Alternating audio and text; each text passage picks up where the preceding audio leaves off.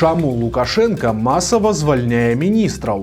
Якую задачу праваліў яго топ-чыноўнік, а таксама чым адзначылася Марыя Калеснікава і якія важныя перамены рыхтуюць для пенсіянераў? Вітаем, сябры! Гэта наша Ніва, і зараз мы ўсё вам раскажам. Сёння Лукашенко звальняў і прызначаў міністраў ды іншых чыноўнікаў. Некаторыя рашэнні былі вельмі нечаканымі і сталі сюрпрызам для яго верных паплечнікаў. Так, напрыклад, з пасады быў зняты малады міністр культуры Руслан Чарнецкі, які ўзначальваў ведамства зусім нядоўга, усяго толькі год і 4 месяцы. Цяпер жа міністрам культуры Лукашенко нечакана прызначыў Марата Маркава, якога адпаведна звольнілі з пасады міністра інфармацыі. І гэтыя перастаноўкі на першы погляд выглядаюць дзіўна, бо акцёр Чарнецкі да культуры меў хаця б ускоснае дачыненне. Марка ўжо мае ў бэкграўндзе службу ў войску і пасля шматгадовую працу прапагандыстам ды ідэолагам. Амаль 7 гадоў ён кіраваў тэлеканалам АНТ, адкуль у 24-м годзе перасеў у крэсла міністра інфармацыі. Але ж чаму цяпер прапагандыст будзе займацца культурай, адкрыта патлумачыў сам Лукашенко. Оказывается, что Марков сам давно просился менавіта у гэтае министерство. Когда мне доложили о том, что Марат Сергеевич просит, чтобы его назначили министром культуры, я несколько удивился, но приветствовал это. Галоўную задачу для Маркова у Мінкульце Лукашенко таксама агучыў. Ён сказаў, што ўсе мінулыя міністры не спраўляліся з галоўным заданнем – зняць нарэшце хоць нейкае ідэалагічна правільнае і ў той жа час папулярнае беларускае кіно.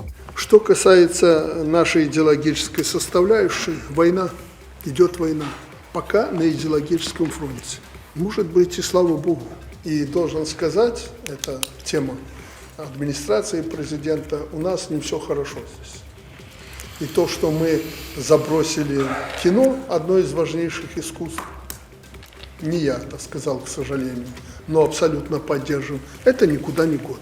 Далейшы лёс ужо былога міністра Чарнецкага пакуль невядомы, але са словаў Лукашэнкі стала зразумела, што ён застаўся не асабліва задаволены яго працай. Яшчэ падчас прызначэння Чарнецкага Лукашенко пляваўся і казаў, што беларускае кіно гэта ганьба. Новаспечаны чыноўнік у сваю чаргу паабяцаў зняць прарыўное кіно пра вайну і сялян, запусціць вытворчасць айчынных серыялаў ды зачысціць культуру ад ворагаў. Але прайшло менш за 1,5 года і зачысцілі, як бачым, самога Чарнецкага. Прычым яго звольнілі з пасады міністра проста ў той час, пакуль ён сустракаўся з паслом Танзаніі. Так адбылося, бо па лукашэнкаўскай завядзёнцы нават топ-чыноўнікаў не інфармуюць пра тое, што на іх месца прызначаюць іншага чалавека. Ну а новым міністрам інфармацыі замест Марата Маркава стаў правераны прапагандыст Дмітрый Жук, які апошнія 7 гадоў быў рэдактарам газеты СБ «Беларусь сегодня». Ён сын беларускамоўнага паэта Алеся Жука і мае адукацыю настаўніка беларускай мовы. Але ж ніякага піетэту да беларускай мовы ён не мае. Адметна, што па выхадзе ад Лукашэнкі ў Жука спыталі, ці будуць блакаваць YouTube у Беларусі. І з яго адказу вынікае, што размовы на гэтую тэму вядуцца, але Лукашенко пакуль дазволу на такое не даў. Акрамя таго, сёння быў звольнены віцэ-прэм'ер Анатоль Сівак, які калісьці быў мэрам Мінска, але з верасня 2020-га адказваў ва ўрадзе за пытанні будаўніцтва, транспарту і жыллёва-камунальнай гаспадаркі. Новая пасада Сівака невядомая, а новым віцэ-прэм'ерам замест яго стаў Аляксандр Церахаў. Раней ён працаваў генеральным дырэктарам дзяржаўнага вытворчага аб'яднання Мінскбуд. Адметна, што прызначыўшы новага віцэ-прэм'ера, Лукашенко зноў падзяліўся сваім дзіўным бачаннем жыцця ў Беларусі і паўтарыў, што кожная сям'я мае па некалькі аўтамабіляў. Очень важный вопрос для нас – это дороги. Мы транзитная страна, и почти у каждого по одному, а то и 2 автомобиля, в каждой семье. Але і гэта не ўсе перастаноўкі. Іранічна, што кіраўніком дыпламатычнага прадстаўніцтва ў Манголіі быў прызначаны стары лукашэнкаўскі паплечнік Міхаіл Орда. Ну а пасля топ-чыноўнікаў Лукашенко памяняў шэраг кіраўнікоў у рэгіёнах. Прычым новы галоўны ідэолаг Віцебшчыны Аляксей Гуйда падобна далёка пойдзе, бо відавочна знайшоў падыход да свайго начальніка. Потому что работаю в администрации уже 17 лет, 5 лет в должности начальника главного управления кадровой политики, считаю необходимым и то, что у меня недостаточно опыта, как вы всегда отмечаете, походить по земле. Это для меня... Слышишь, как говорит человек, а ты этого не понимаешь. Ты намекаешь, что его надо на землю опустить. Ни в коем случае, потому что Дмитрий Николаевич колоссально, примерно справляется со своими обязанностями. О, похвалил. Ну, хорошо. З'явіліся дрэнныя навіны пра пенсіі. Беларускія ўлады абнавілі спісы прафесій і пасад, якія даюць права на датэрміновую пенсію за працу ў шкодных і цяжкіх умовах. Цяпер з гэтых спісаў прыбралі больш за 800 прафесій. Праўда, якія канкрэтна працы больш не лічацца шкоднымі, пакуль застаецца таямніцай, бо пастанову аб зменах ужо падпісаў прэм'ер-міністр Александр Турчын, але сам дакумент яшчэ не апублікаваны. Марыя Калеснікава працягвае настойваць на перамовах з Лукашэнкам. У сваім апошнім інтэрв'ю нямецкаму выданню ТАСС яна паўтарыла, што Еўрасаюз павінен зноў адкрыць дыпламатычныя каналы для кантактаў з кіраўніком Беларусі. Калеснікава адзначае, што цяпер у Беларусі ёсць два шляхі: альбо збліжэнне з Еўропай, альбо знікненне як суверэннай дзяржавы. Яна таксама падкрэслівае, што дыялог з рэжымам яшчэ не азначае яго легітымізацыю. Цытата: «Лукашенко дэ-факта адзіны чалавек, які вырашае, як беларусы жывуць у Беларусі. Калі хочаш мець уплыў, то трэба з ім кантактаваць». Апошнім нямецкім канцлерам, які размаўляў з Лукашэнкам, была спадарыня Меркель. Магчыма, патрэбна новая спроба. Канец цытаты. Трывожныя навіны прыходзяць з беларускіх рэгіёнаў. Як заўважылі журналісты партала «Зеркало», у беларускай правінцыі масава закупляюцца бронекамізэлькамі. Столінскі райвыканкам ужо закупіў больш за 400 штук. Падобныя тэндары аб'яўляюць і іншыя мясцовыя органы ўлады. Напрыклад, 485 бронекамізэлек хоча набыць Глыбоцкі райвыканкам. Там з раённага бюджэту гатовыя заплаціць за іх да 1 мільёна 200 тысяч беларускіх рублёў. Аналагічны запыт на закупку размясціў выканкам Бярозаўскага раёна. Яму патрабуецца 800 бронекамізэлек. Столь па выдатках пазначаная ў 1 мільён 350 тысяч беларускіх рублёў. Падобныя запыты ёсць і ад іншых органаў улады, і паўсюль сумы і колькасць адрозніваюцца нязначна. Лукашенко працягвае прымусова абмяжоўваць насельніцтва Мінску, і цяпер стала вядома пра яго чарговае даручэнне. Згодна з ім у сталіцы будуць уводзіць у 2 разы менш жылля, чым раней. Такая практыка пачнецца з гэтага года і працягнецца ў будучыні. Гэтая ідэя належыць асабіста Лукашэнку, якога вельмі раздражняе перанаселенасць Мінска. Ён не хавае, што хоча, каб беларусы альбо сяліліся ў гарадах-спадарожніках тыпу Смалявічаў, альбо лепш за ўсё заставаліся ў рэгіёнах. У Мінску мужчына недарэчна загінуў, рамантуючы унітаз. Яго сын, прыйшоўшы да хаты, знайшоў ужо памерлага бацьку. Аказалася, што мужчына спрабаваў самастойна высветліць прычыну працякання труб у прыбіральні. Падчас агляду камунікацыі ён страціў раўнавагу і ўпаў галавой уніз у сантэхнічную нішу, размешчаную за унітазам. Такім чынам мужчына захрас у ненатуральнай позе уніз галавою і не змог самастойна выбрацца. Экспертыза паказала, што ён проста задыхнуўся праз ціск унутраных органаў брушной поласці на дыяфрагму, а таксама ад ускладнення вянознага адтоку крыві ад галавы і верхняй часткі тулава. У Літве раскрылі міжнародную групу, якая планавала палітычныя забойствы. Сярод злачынцаў ёсць і беларусы. Усё пачалося з таго, што ў грэчаскіх салоніках быў затрыманы 55-гадовы мужчына, якога падазравалі ў падрыхтоўцы двайнога забойства на тэрыторыі Літвы.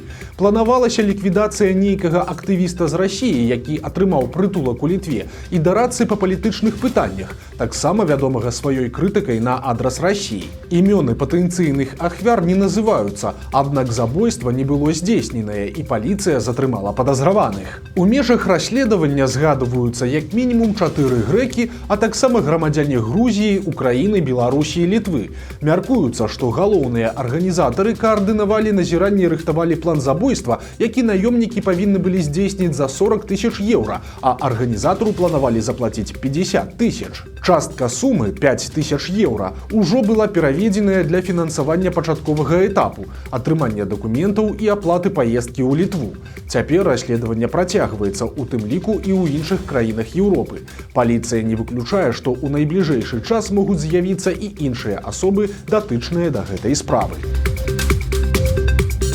18-гадовы курсант вайсковай акадэміі Беларусі Роман Шпак нікому нічога не сказаў, забраў дакументы і паехаў ваяваць за Расію. Цяпер па ім плачуць, а сам ён паставіў новы рэкорд, стаўшы самым маладым беларусам, які загінуў ваюючы на баку акупантаў. На момант знікнення без вестак Шпаку было ўсяго толькі 18 гадоў, 1 месяц і 2 дні. Калі хто і пастараецца, то наўрад ці яму ўдасца дабрацца да фронту хутчэй. Паводле знаёмых хлопца, Роман чакаў свайго паўналецця толькі з адной мэтай, каб без дазволу бацькоў выехаць за мяжу і падпісаць кантракт з расійскай арміяй. У выніку на канікулах ён сказаў бацькам, што едзе працаваць у Мінск.